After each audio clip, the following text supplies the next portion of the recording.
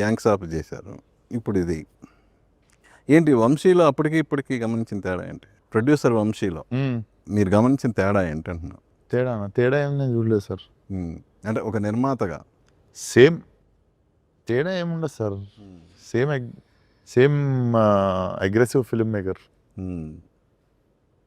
End of the day అందరు common thing వచ్చేసి equally పిచ్చి సినిమా అంటే, ఈక్వల్లీ ప్రేమ సినిమా అంటే.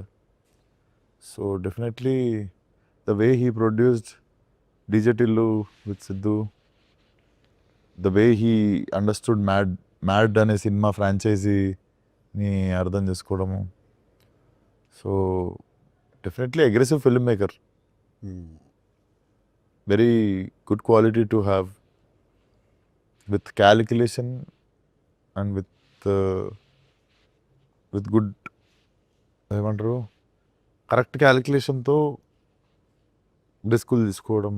అంటే ఇప్పుడు సితార బ్యానర్ కంటూ ఒక ఐడెంటిటీ ఉంది, అనుదీప్కి ఒక ఫాలోయింగ్ ఉంది, విశ్వక్కి ఒక ఫాలోయింగ్ ఉంది. ఇప్పుడు ఆడియన్స్ థియేటర్కి వచ్చే ఆడియన్స్ వీళ్ళల్లో ఎవరిని దృష్టిలో పెట్టుకొని ఫస్ట్ థియేటర్కి వస్తారనుకుంటున్నారు?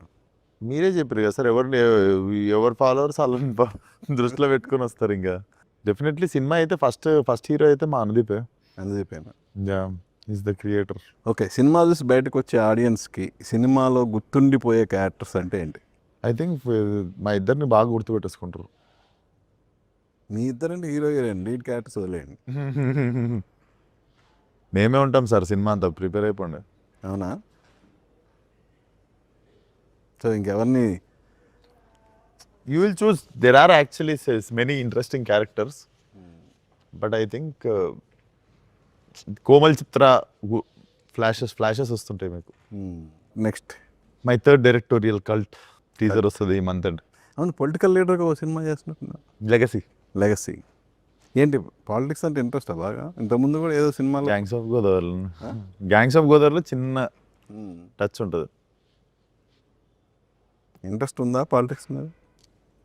ఏమో చూద్దాం, టైం ఉంది సార్. రాజకీయాలు కాదు కానీ I think it's too early to talk about politics. సినిమాలు చేసుకుంటాం, 30 వచ్చినాయి. ఓకే, ఖైదు.